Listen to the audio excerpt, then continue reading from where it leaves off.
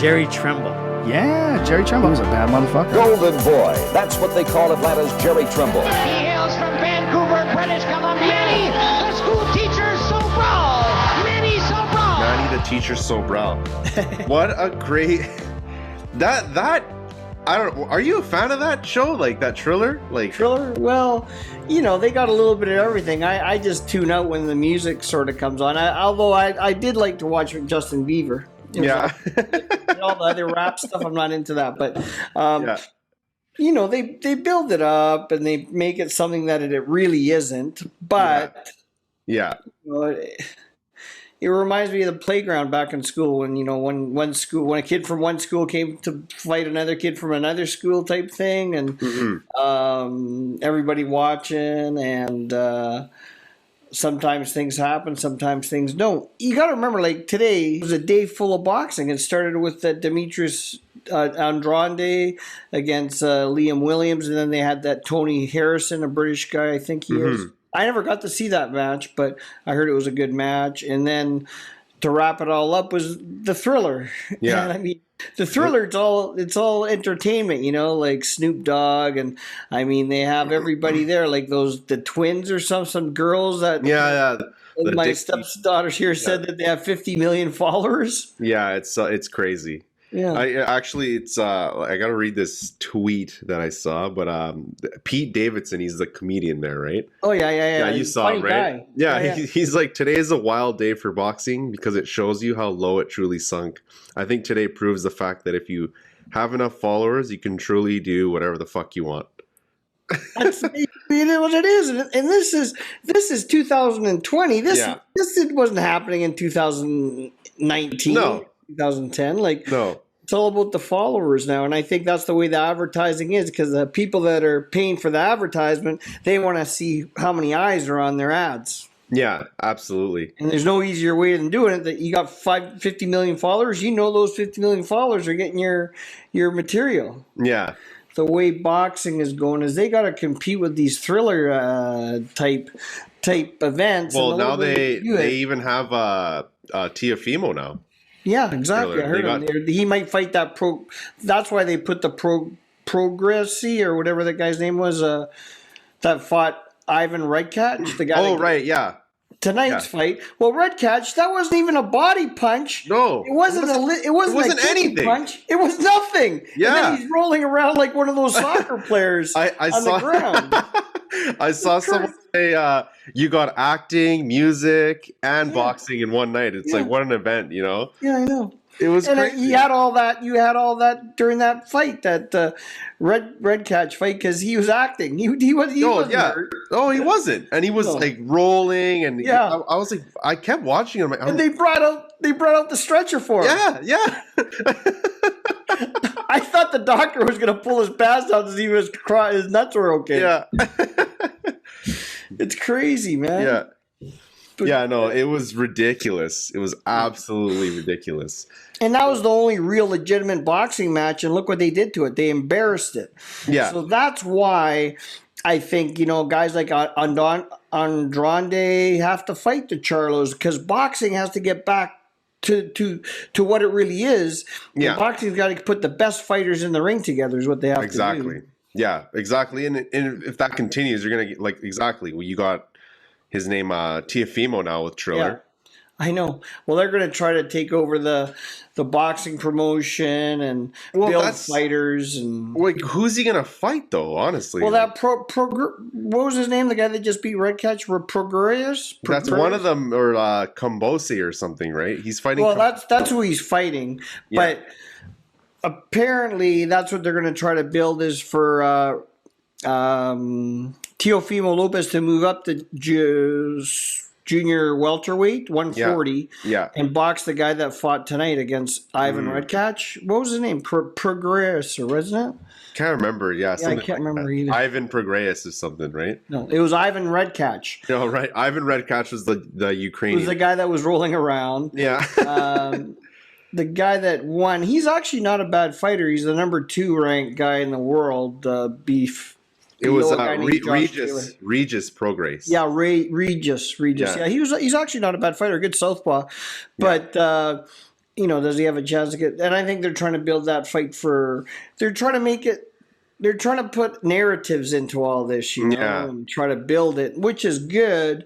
But the only way the real boxing, like the Bob Arams and I guess Golden Boy Promotions can match this, is by putting on the real fights and putting on guys that can really perform, And I mean, I was a bit disappointed even with De La Hoya and.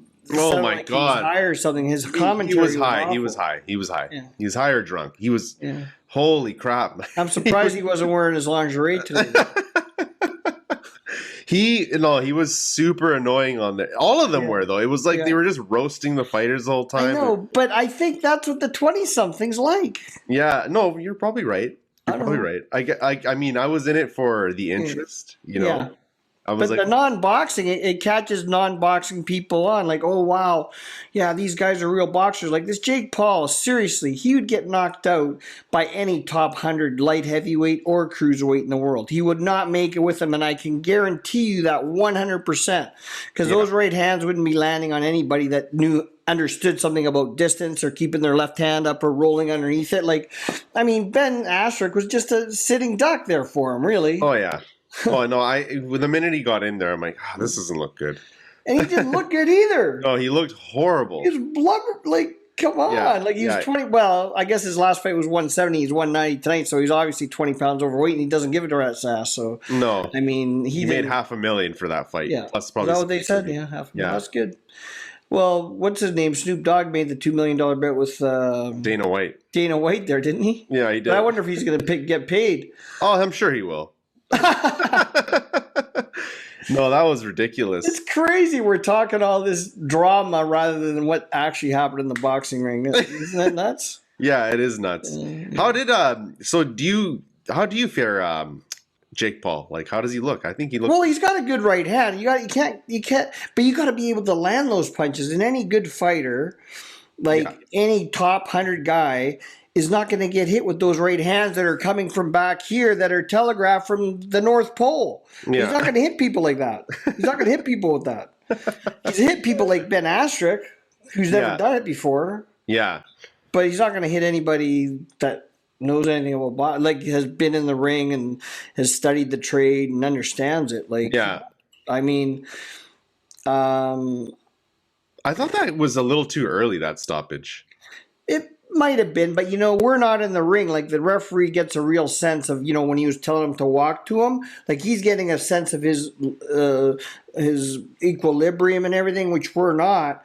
And it was going to end anyway because Jake Paul was going to come in there with another right hand and nail him again, and the same thing was going to happen. So whether he stopped it then or stopped it 10 seconds later, I don't think it really matters because Ben had no defense. Like, I mean, that guy that fought the first fight, the rapper guy or the reggae guy. Reggaeton guy, Reggaeton guy, at least he had his hands up like this. Oh, that was awful.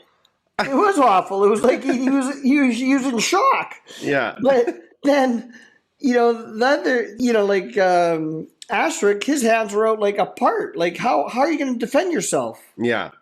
Oh, and his head was right in the face like that. Yeah, like he had his face in the middle of his glove hands, right? Whereas the reggaetoni music guy had his hands up and he was scared to death, right? Yeah. So, the billionaire dude, whatever, Fournier there had to fake him to try to get his hands to come down, and he did land some shots. Yeah. And now they're going to build, the storyline is this Fournier, this billionaire, is to fight Jacob Paul, right? Oh my God. Well, I mean, I don't even think, because he's like, oh, people keep doubting me, Jake Paul. It's like, dude, fight a real fight somebody. Fight somebody real then, Yeah. Yeah. That's the only way.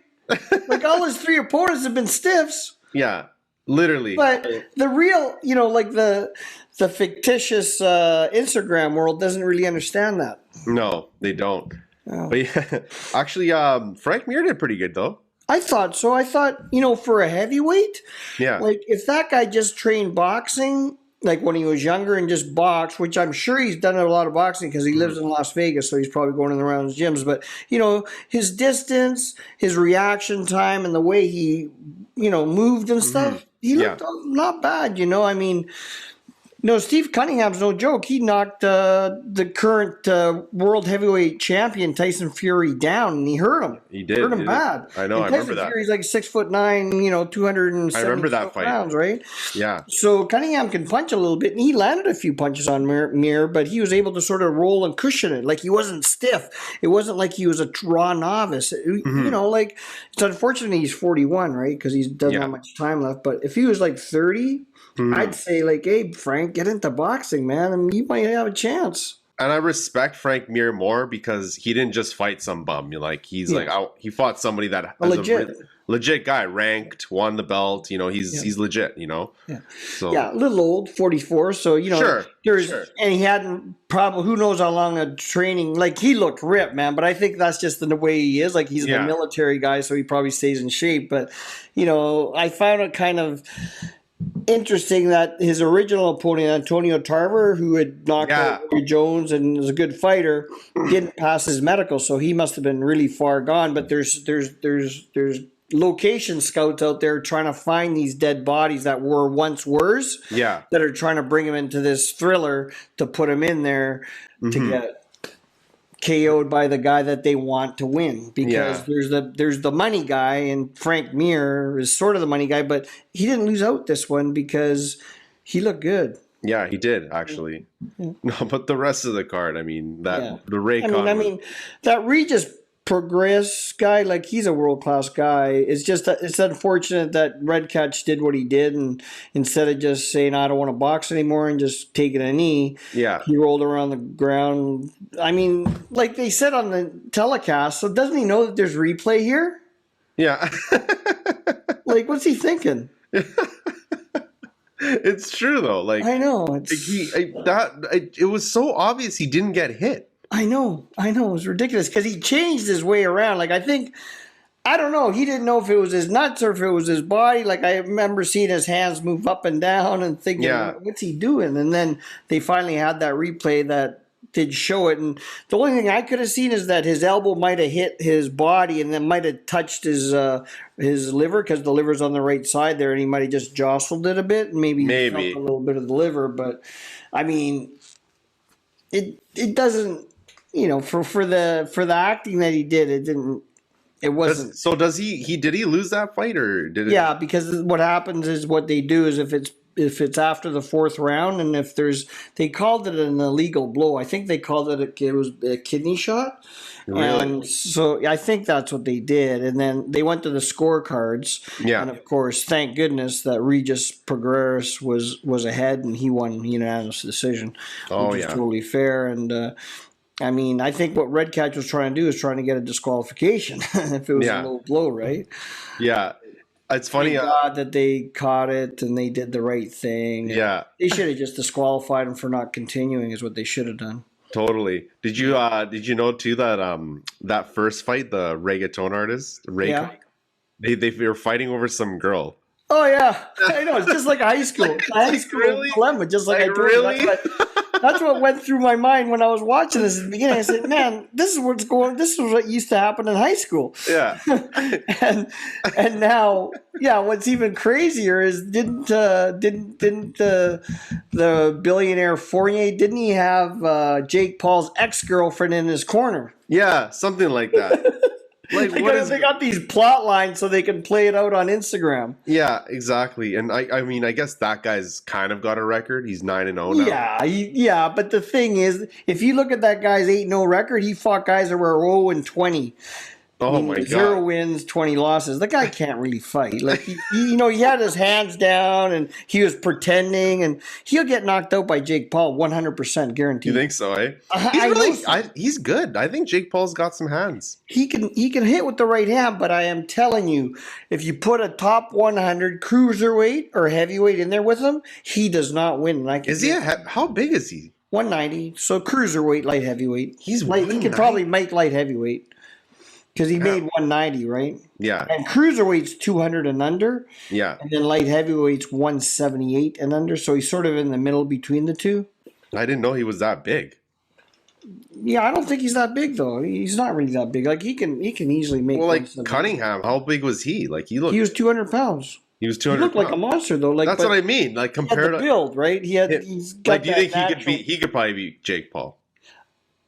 I would say so, yeah. Yeah. If he was given time to train, he would beat Jake Paul. Why don't they talk about making that match? I mean, he's a little old. There's no he's money 44, there. so that's why Jake Paul has a chance. If this guy was in his prime, he'd have no chance. Like, you got to remember too that Cunningham hasn't fought for like 4.5 years, Yeah. and he lost his last 1 or 2 fights, so he was gone out. He was already done. Yeah, he lost to Tarver actually. He lost to Tarver, but in his last.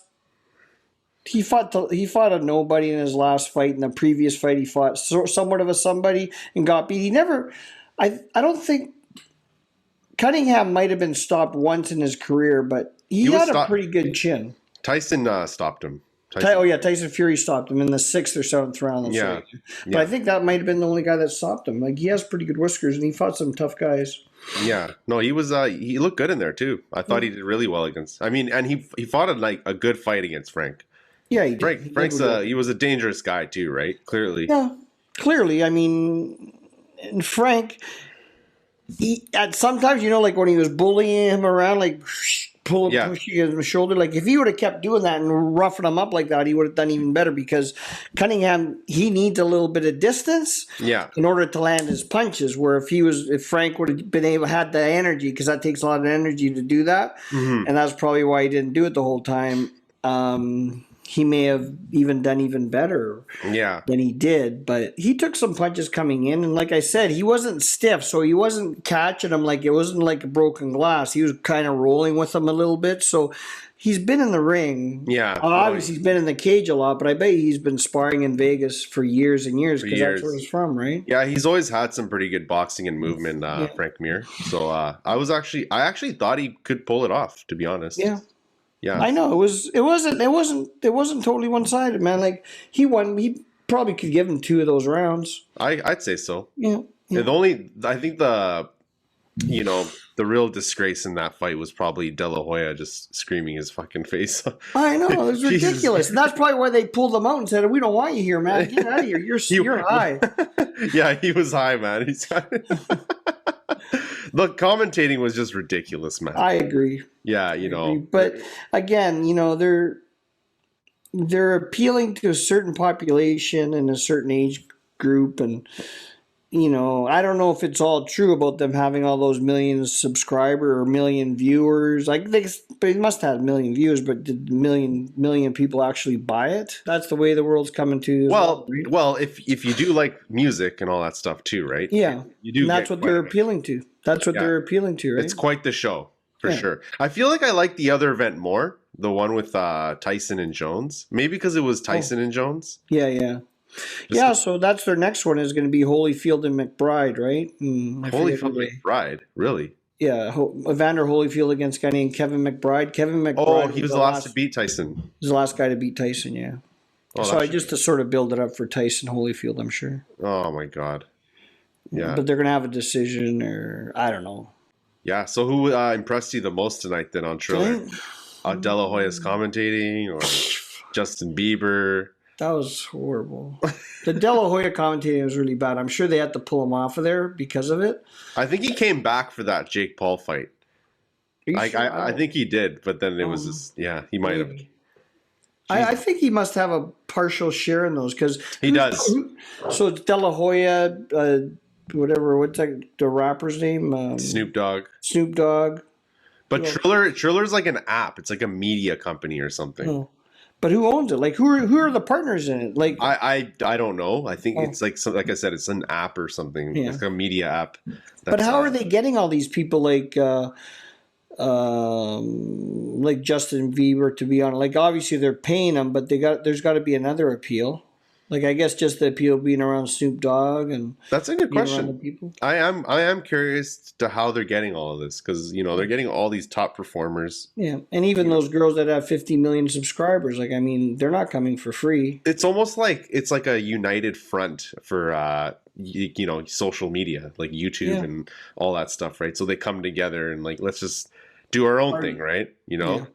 So because like DAZN was hosting those fucking fights before, remember? Oh, So really? they had like KSI versus Logan Paul. Oh, that was really? on, that was on DAZN. That was on the zone, eh? Yeah, But now and- it's Trilla, yeah. Because I'm sure his brother, Jake Paul's brother, what's his name? Logan Paul. Logan, he'll be fighting on these too, don't you think? I mean, if he fights Mayweather, it'll probably be Mayweather Promotions. There's no way Mayweather. Or they'll go into partnership somehow. Yeah. There's no way Mayweather's just gonna like fight Let for it go, someone yeah. else. Yeah, no. And see, that's who broke. If you look back in history, that's who broke the camel's back is Mayweather. Because, see, to this day, De La Hoya hates Bob Arum because De La Hoya was signed with Top Rank and all his big pay-per-view fights. He didn't get percentages of that. He just got his flat deal, right? Yeah. Whereas it was Mayweather that broke it all and said, listen, I'm not fighting unless I'm taking a piece of the pay-per-view. And Bob Arum says, oh, no, that's not yours. So then Mayweather just left and said, I'll do it myself. Yeah. And he did, right? Now Yeah. everybody else is doing the same thing. I guess he partnered with Al Heyman though at the time, right? Yeah, That's basically what he did. Yeah. I mean, you got to give him credit for that. That's Yeah, you do. Yeah. It's a smart thing to do and Floyd's a smart guy because he saw it happen to his family, right? He saw his uncle Roger broke. Yeah. His father broke. His other uncle Jeff broke, and they were all decent fighters, right? Yeah. But Mayweather broke that cycle as well, Yeah. which was good on him, man. It's all the power to the guy, and continue on. Yeah, totally. But yeah, no. Who impressed you the most tonight, though? Actually, The fighting wise. best, I think Frank Mir, to tell you the truth. Yeah. Because Frank Mir, you'd think a guy would be running, but he kept his calm and cool, and he waited his time and pushed him around, and if he was just a tad more confident and a little more aggressive, he might have given him an even tougher fight. Yeah, totally. And like again, right, and just goes to show you, right? He's an MMA fighter, just like Askren. Yeah. And Askren just looked like he had no business. Useless. Yeah. Useless, right? Yeah. Useless. I'd have to go out on a limb here, not knowing about Frank Mir, but knowing that he lives in Vegas, I bet he sparred with a lot of fighters. Oh, for as sure. he was coming, like boxers, Oh yeah, no. Probably put the gloves on because everyone goes through Vegas, and Vegas always has, like the Top Rank gym and Johnny Taco's gym, Nevada Partners. They always had like 3 or 4 top gyms that all the big time fighters would come through. Yeah. There's another gym called Barry's Gym in Vegas as well that has a lot of top guys coming through, and I'm sure growing up in a city that is so big in boxing, he's probably experienced a lot of it. The Raycon fight versus. Yeah. Oh my god. That was bad. I was just thinking about Because you. Raycon was scared to death, man. I was thinking about you the whole time because Yeah, you're yeah. such a boxing aficionado. I'm like, Yeah, you must yeah. be just cringing at this. I know. And then Fournier trying to pass himself off as an undefeated real fighter. It's kind of ridiculous. Oh yeah, he's like, oh, I want to thank his camp. He's a warrior. I'm like, come on, yeah. you knew he was a soup can. Like, Yeah, I know. Well, and apparently that guy had only trained for a month. I know that's what it said. Oh yeah, and Raycon's been in camp for a whole month. Yeah, a whole month. And they were training in the same gym, but they just didn't happen to pass each other's way in Miami, the 5th Street Gym, which was a very famous gym. Yeah. And it used to be on 5th Street. And because I trained at the gym, it was on the 2nd floor. Muhammad Ali trained there and everything. And it was a famous gym, but then they tore the building down and built a high rise there. And then they moved the 5th Street Gym, but kept the name. But, by saying those guys that trained at the famous 5th Street Gym is almost a disgrace because the 5th Street Gym, Roberto Duran trained there, Muhammad Ali, Sonny Liston, Joe Frazier, everybody trained there when they went by Florida or Miami, right? And it was just an amazing gym. And I'm going to get some pictures I'm going to show you. Oh, you got to show me. Yeah. That's So awesome. I used to spar with a guy named Freddie Pendleton, Fearless Freddie Pendleton. And Pendleton had a bad record. Like he was like 25 wins and 10 losses, but then he won the world lightweight title. And I was so proud of him. Oh wow, I He mean, did a lot for me because sparring with a good guy makes you better as well. But training at that gym was amazing. And the gym was run by a guy named Bo Jack. And Bo Jack, if you look him up, his record is like 90 wins and 20 losses, and one of his wins was against Henry Armstrong, who's one of the greatest welterweights of all time, and he fought everybody. And Bojack he lived in the gym. This is how sad it is. He was a former lightweight champion of the world, and now he's living at the 5th Street Gym. He lives currently?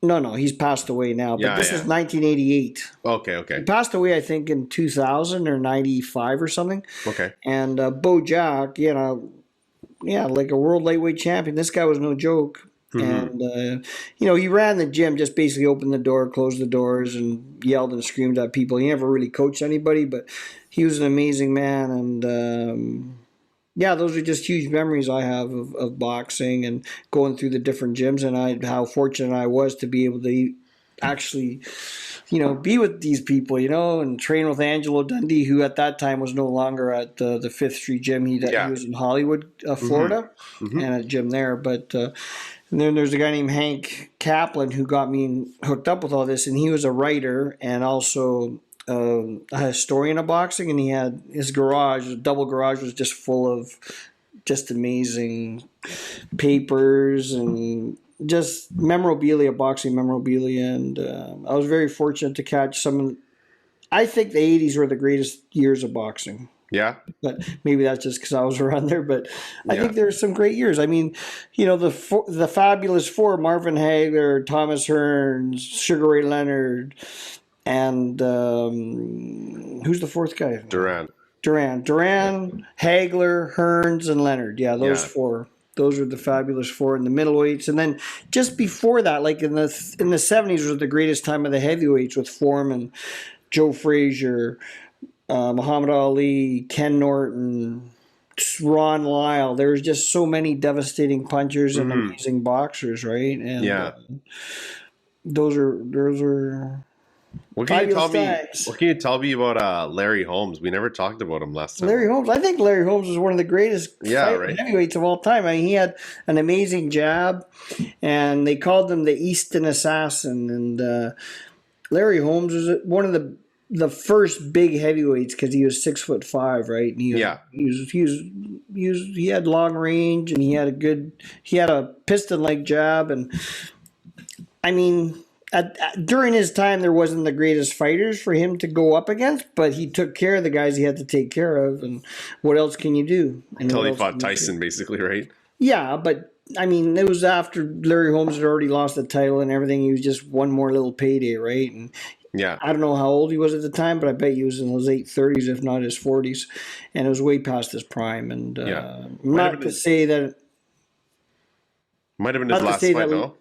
What's that? Was that his last fight against Tyson? I don't think so. I think he fought Butterbean after that. Oh my God, really? I think so. But he won a decision against Butterbean because Larry's from what I heard, I've never met the man, but from what I heard, he was very careful with his money, let's say, and he owns half of Easton, Pennsylvania, and he owns lots of.